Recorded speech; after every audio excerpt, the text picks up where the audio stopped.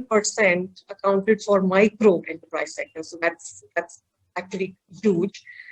And this micro enterprise sector, within this, the own account enterprises, which are enterprises that did not hire external labor on a regular basis, these accounted for 53.5 million, which is 69% of the enterprises did not have any form of registration.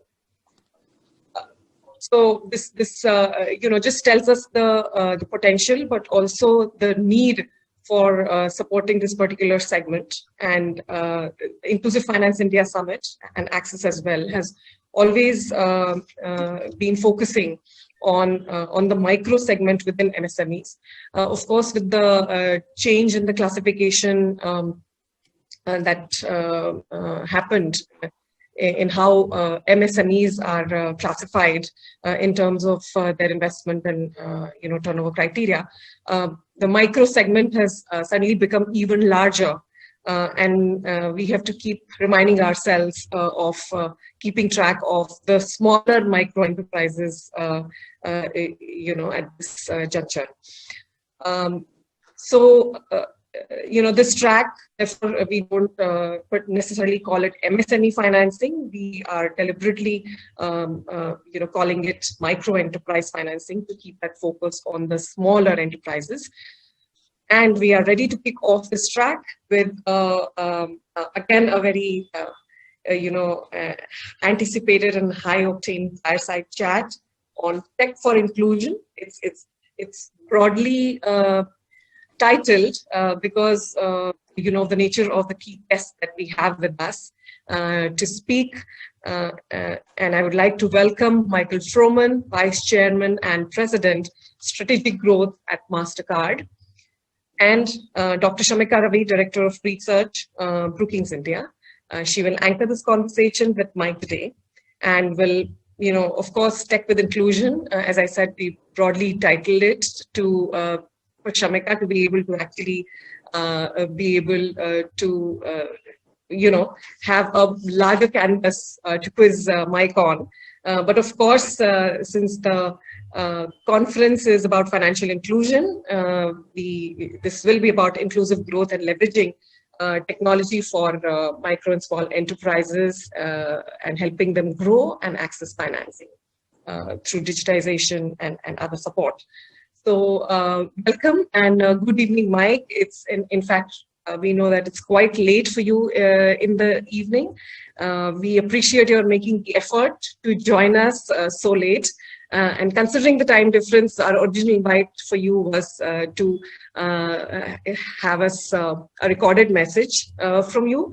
But this is great that you're making this effort to join us live. And when we got to know that, we actually thought, instead of a talk, we'd rather have someone like Shamika, talk to you to make this even more interesting. So thank you so much again, both of you, for joining us today, and welcome again. And I'll hand over to Shamika to take this forward. Thank you, Radhika, and welcome everyone. It's great to have you with us, Mike. The Inclusion Summit, the Financial Inclusion Summit, has been running for over a decade. And every year we have a different theme, but the underlying theme throughout is, of course, financial inclusion broadly.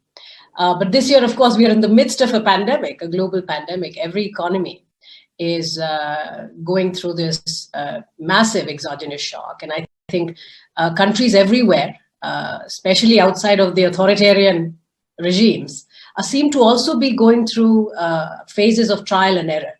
I can definitely say this as far as India is concerned, that the recognition that the MSME sector, where micro, the first M, is really a very large component of it.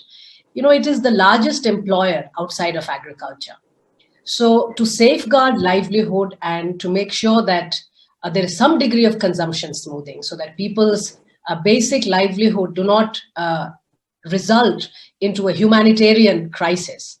The initial set of interventions from the government of India, as well as many of us state governments, were more humanitarian in nature, which means that it was about social protection. about transferring direct benefit transfers, which are cash, but also food distribution. The first initial months were almost entirely focused on averting a large humanitarian crisis, but subsequently, the focus has turned towards MSMEs.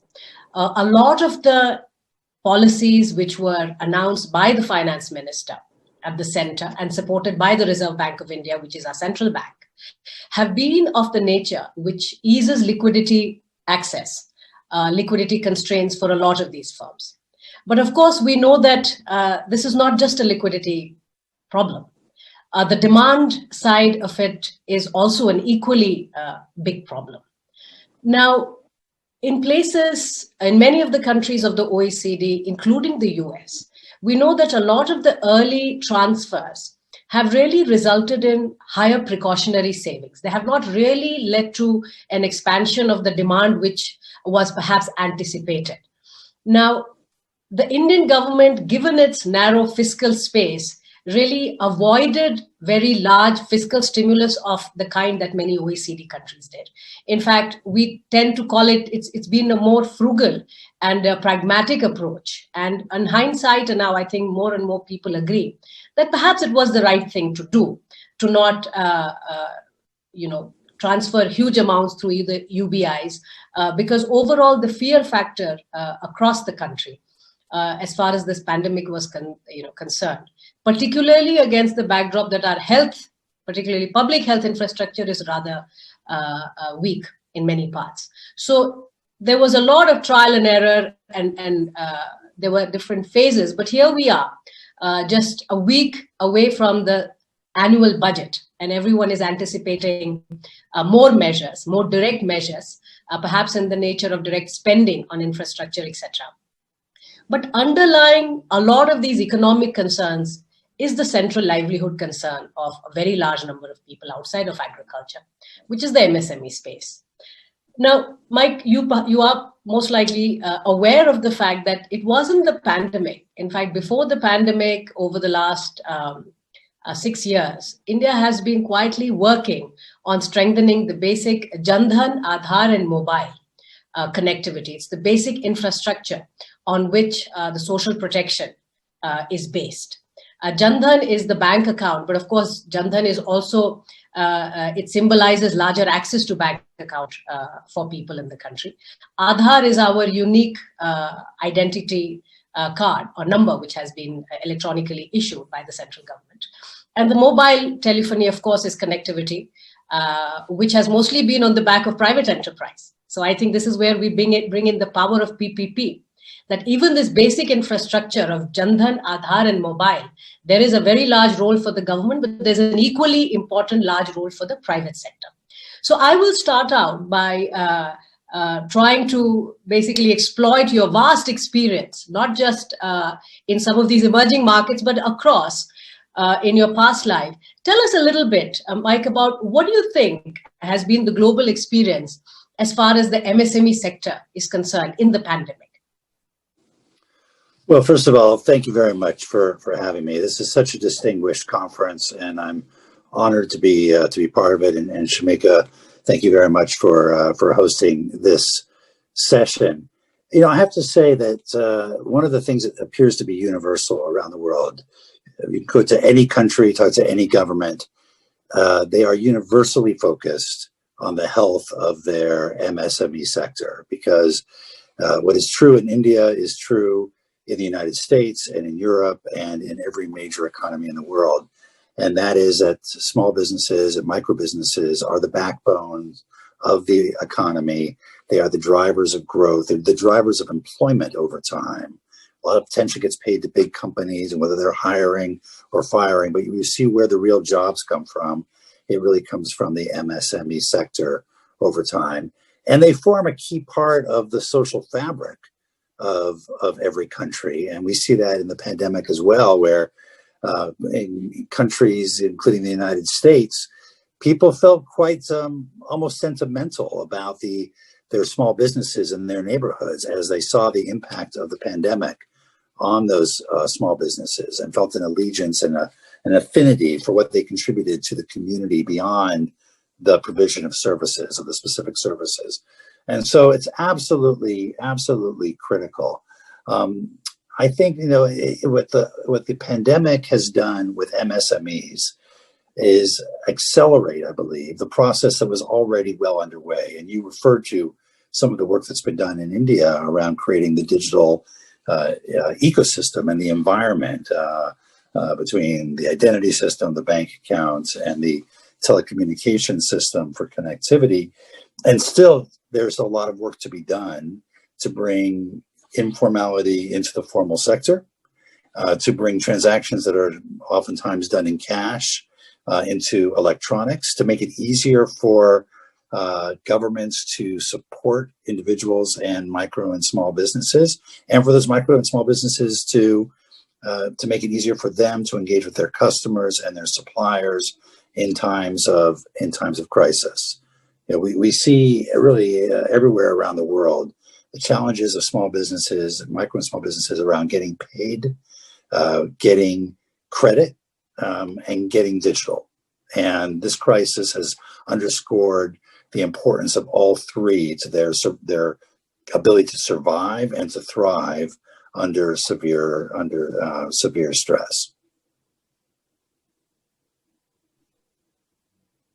To that, based on some of the early stresses, there were a series of surveys done where in the early months of March, April, and May, more than half the MSMEs in India, in the surveys done, reported drop in their economic activity. In fact, some of them, close to about 15%, said absolutely no activity at all. And yet, by the end of May, when the unlocking had started, more than 60% were sure that they would bounce back.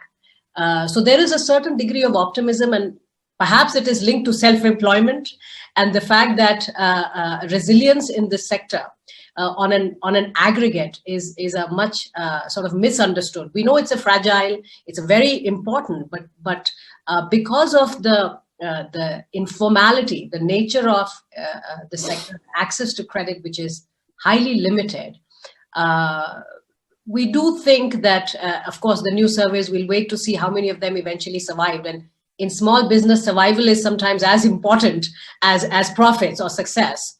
I'd like to ask you a little bit, Mike, in terms of what role do you think technology in particular can play? And this is not just within of course, the pandemic has laid bare open the digital divides that we have in societies, and MSMEs definitely, particularly the micro segment, are at the receiving end of that. But what roles do you think technology can play in bridging this gap, particularly for the MSME sectors?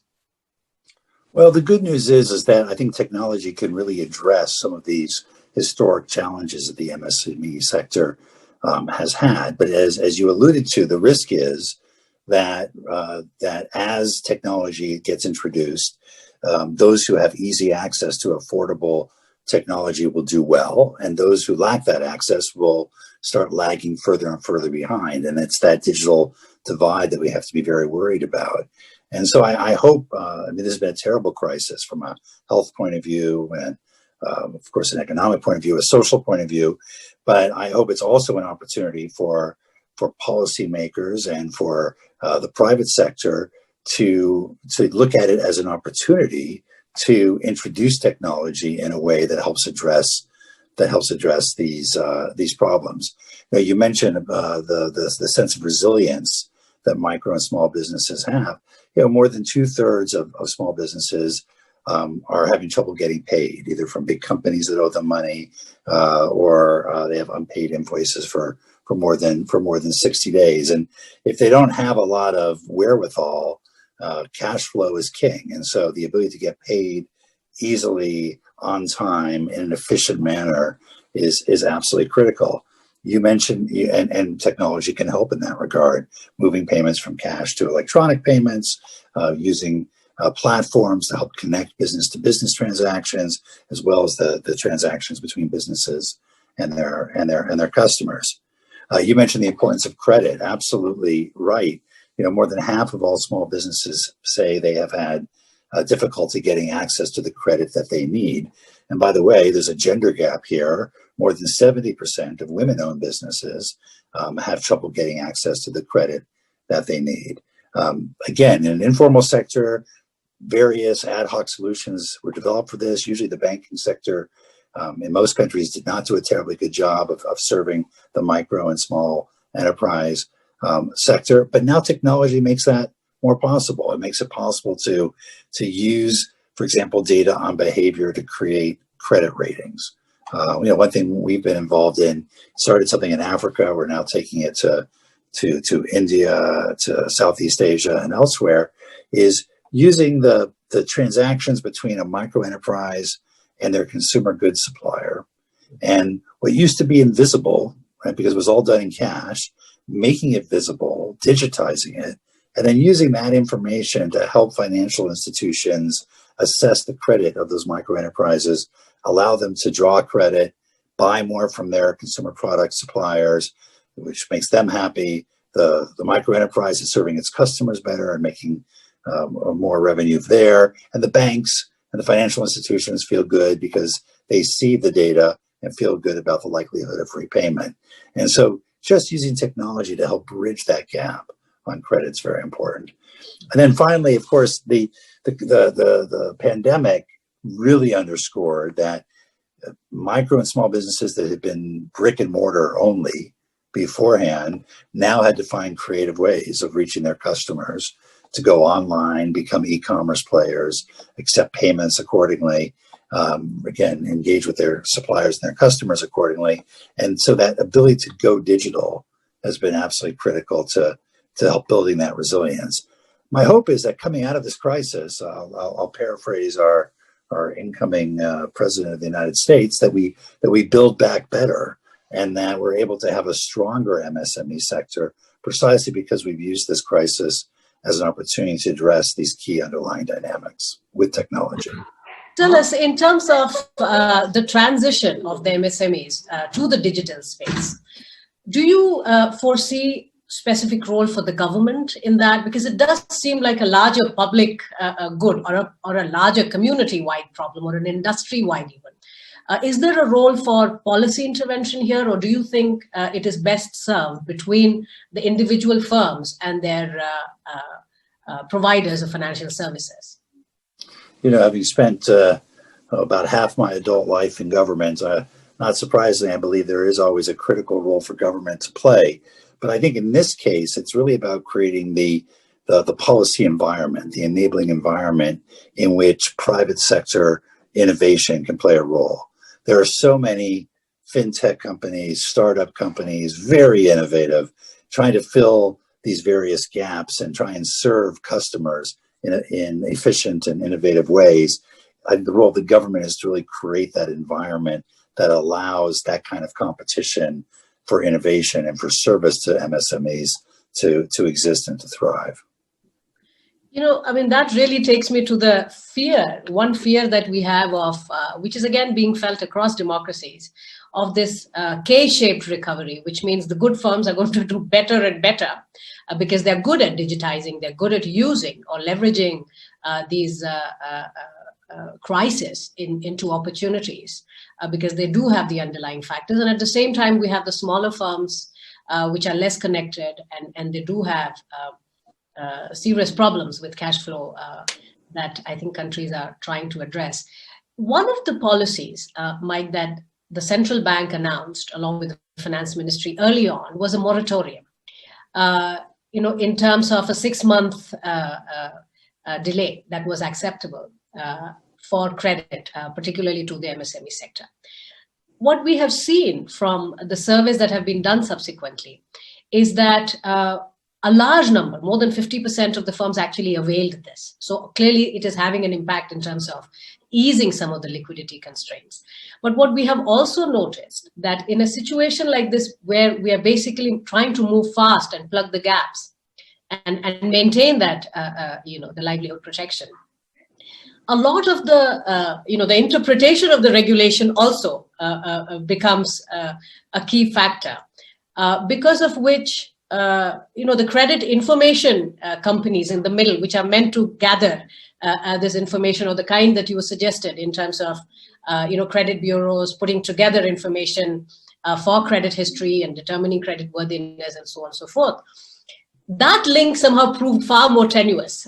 So the credit information companies have been left wanting, have been practically left out of the loop because the firms are directly working with the banks or the NBFCs in many cases in India, or the microfinance institutions. So while the companies, the firms, the lenders seem to be fairly agile, and of course, the firms are trying everything to avail the benefits of these policies, a lot of the enabling institutions are really a work in progress for us in India. So sometimes it is not just the digital infrastructure. Aadhaar has made many things possible, but a lot of these new age and enabling institutions have a lot more work to do, a lot more ground to cover. What has been the experience in terms of, let's say, in the US, as far as policies, actual implementation on the ground, as far as MSMEs financing situation is concerned? Well, it's. I think every country has a great deal of difficulty and challenges with this. As you may have seen in the U.S. During the early stages of COVID, there was a major government program to get assistance to small businesses, but it was very difficult to. And I commend the government for getting a lot of money out the door quite quickly. Of course, some of the money went to businesses that weren't so small. It was hard to get some of the money into the hands of microfinance institutions, community development financial institutions, minority-owned depository institutions, to ensure that the money made its way into communities that might otherwise not be served. And so there's a lot more work to be done in that regard. One thing we have been very focused on around the world, in the US with community development financial institutions and in other countries with microfinance institutions, is how to help them modernize, how to help them upgrade their technology so that whether it's a crisis or not, they can serve as a conduit and get more loans out into the hands of micro and small businesses as quickly and efficiently as possible. And again, to go back to your earlier question, technology can be a very powerful tool here, creating platforms for syndicating loan applications that may get rejected from one bank, but then it gets syndicated to several microfinance institutions, or making sure that microfinance institutions can take advantage of some of these data analytics to enhance their ability to give credit and to actually to assess the credit of micro enterprises. So there's a lot to be done there.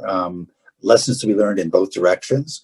But I think again, this crisis will really put us all to the test, put all these institutions to the test about how to modernize, how to use technology more effectively to serve that last mile of micro and small enterprises.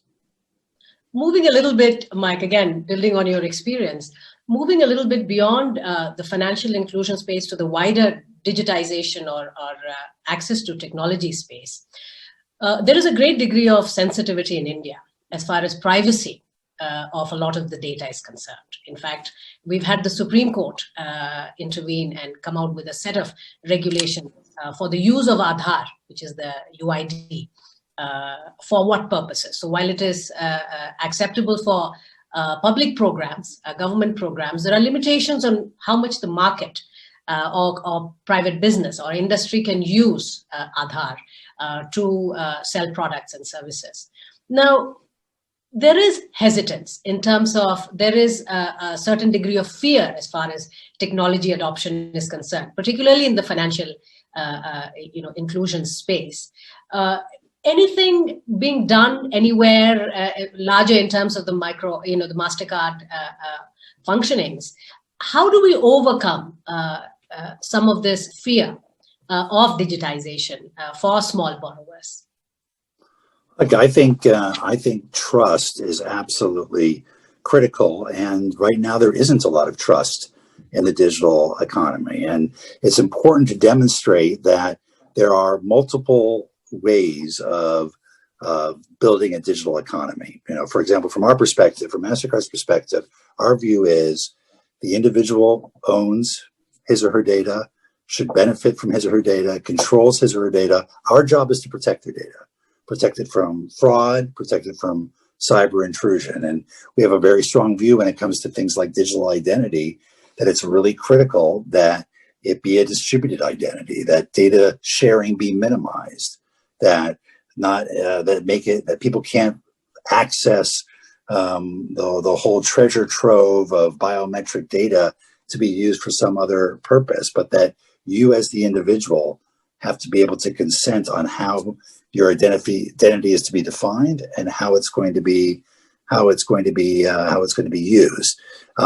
So there are multiple ways of doing that, and I firmly believe that putting privacy at the center and protecting consumer privacy as a fundamental principle can be done while still allowing for the kind of data environment and open digital economy that promotes innovation. But we need that kind of dialogue between policymakers and the private sector, between private sector and society, because to your point, right now there's a lot of distrust, and not everybody views data in exactly the same way or views identity in exactly the same way. And there are many ways of building a digital economy that can create that trust and innovation parameters.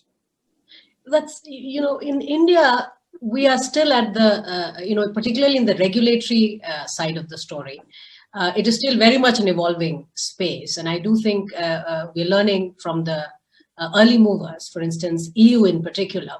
But what also complicates, I think, or muddies the water a little bit is the fact that while regulation is an evolving space, a lot of our fintechs are headquartered outside for many reasons. Many of them are based out of, let's say, Singapore. We have a considerable amount of Chinese investment into the fintech space, which lends its own sort of angle to the whole regulatory story.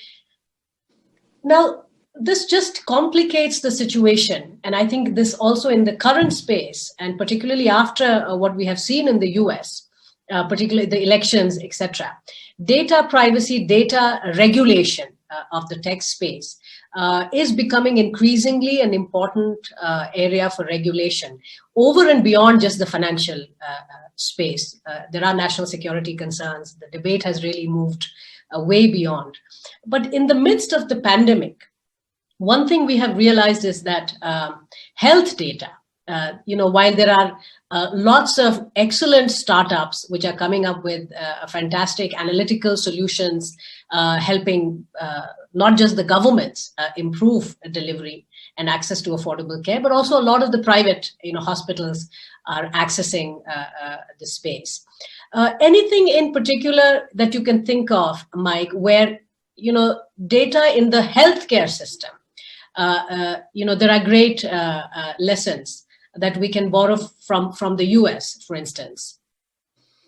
Well, look, I would say that the health sector really points to the dual nature of this question. On one hand, health information is among the most sensitive forms of information that exists. It's about your individual health. And in the United States, we have actually quite strong regulation about how health information can be shared. On the other hand, the rapid response to the outbreak of COVID and the development of treatments and vaccines to address COVID would not have been possible were it not for the sharing of information across borders. If countries had prohibited the sharing of data in an anonymized and aggregated form among countries, we would never have known how this pandemic was spreading, and the scientific community would have been hampered in its efforts to come up with solutions. And the same thing is true in other areas. I'll use the example of cybersecurity, because as more and more goes digital, and particularly with the advent of 5G, we know the prevalence of data is just going to explode. That means the vulnerability to cyber intrusion is also going to increase. And it's really important to have visibility into the nature of cyber attacks. We at MasterCard, one thing that we're able to do, because we see transactions from all over the world, is to spot patterns of cyber intrusions. And if we see the same kind of tool being used in Ukraine and the Philippines and Nigeria, we can identify it using AI and then work with our banks and merchants and consumers and customers to protect them from it. If you aren't able to see those kinds of patterns, if everything is nationalized or localized, it becomes much more difficult to identify those patterns. We've saved central banks upwards of $50 billion over the last few years in terms of theft because we've been able to stop that. So you've got to strike the right balance. And I'm firmly convinced, the Europeans, I think, have actually played a leadership role when it comes to privacy regulation. And much of what they're doing is now being adopted elsewhere. I firmly believe that there are ways of protecting individual privacy while maintaining the benefits of an open digital economy. And just to point to India, if you think about India's economic development, no country has benefited more from the flow of information across borders. The entire development of the Indian tech sector was based on files being sent to India and work being done in India that was then sent to other countries as well. If countries had followed a localization strategy, none of that would have been possible. And so we want to make sure we harvest the benefits of that while protecting those key issues like individual privacy. Now, from again the vantage point of MasterCard and your experience, while of course we have made tremendous progress as far as digitization efforts in India is concerned, what more do you think? I mean, what are the big existing gaps that still remain in making India digital? Well, there's been a lot of progress made around the world in the last decade, and there's still a long way to go. We as a company set out a goal 5 years ago of bringing 500 million people into the financial system who were unbanked. And we treated it like any other goal of the company, and we measured it, and every region had goals, every country had programs. We achieved the goal about 9 months ahead of time. And in the midst of COVID, we looked around and said, now more than ever, we need to make sure that the digital economy benefits everyone everywhere, and that we're building an inclusive digital economy. So we raised the goal to 1 billion. We said we're going to bring 50 million micro and small merchants into the digital economy, 25 million women-owned, women-run businesses into the economy. And we are going after that, just like we go after any other objective. This is, by the way, a global issue. There are unbanked and underserved people in the United States and Western Europe. And of course, there are a lot of unbanked and underserved people in developing and emerging economies as well. One thing we did is, as small businesses were collapsing at the beginning of COVID, we announced a program of $250 million of support for small businesses around the world. About 33 million of that, or 250 crore, is devoted to India. And that's working with groups like the Confederation of All India Traders to help train 300,000 small businesses on digital tools and financial tools. It's about training 100,000 girls in our program called Girls for Tech, making them part of the digital economy, helping that inclusion. It's adding 300,000 farmers to the digital economy by giving them tools to be able to sell their product directly to market more effectively and for better prices, get information about their crops, etc. And so that's just what one company's doing. That needs to be done over and over again by others as well, because as much progress as there has been, and you've mentioned some of the impressive things that India has done, there are still hundreds of millions of people who could benefit from further inclusion in the digital economy in rural India and in urban India. Right. Also, I think sometimes when the business solutions are being thought through and we think of meeting a specific objective, access to technology, as we have seen in the last 30 years in India, sometimes the outcomes are totally unintended and go way beyond what the initial sort of expectations in very positive ways. And I'd like to tell you a little episode. In late 1990s, lots of rural kiosks were being set up across Uttar Pradesh, our largest state. And the idea was the farmers would discover price, they would know when and where to sell their products, etc. But eventually, I think the data seems to suggest that the most revenue the kiosks were earning were not from people studying data pricing, but they were mostly using them for downloading government job applications. They were using these kiosks for taking digital photographs for marriages. And subsequently, these were, young people who were computer trained and who started their own, from the kiosks, they went on to flourish the business. So I think digitization and access to technology has way more sort of impact on people's lives and businesses and the community as a whole than we anticipate in many cases. Of course, there can also be potential negatives. But also on the gender story, we have seen from subsequent data across India that when girls have access to telephones or smartphones, it really impacts their adolescent health, reproductive health. They tend to study longer, drop out of school lesser. So there are lots of unintended positive consequences as well. But talking about the banking scene, Mike, we tend to often, when we talk about financial inclusion, we limit our conversation to a large extent to banking. But clearly, the pandemic, if anything, has informed us quite starkly that the financial services have to move beyond banking. I think the role for insurance, and particularly in the health space, so the bouquet of financial offerings to the bottom of the pyramid, to small borrowers, has to go beyond simple banking. Have you seen insurance sector in particular getting impacted in the last 1 year across any of the emerging markets? And what do you think is likely to be the case for India? Well, I think you're absolutely right. I mean, we think of very basic financial services, being able to get access to your wages, get access to your money, move your money around, pay for things, send money to your family and friends. That's sort of the very basic level.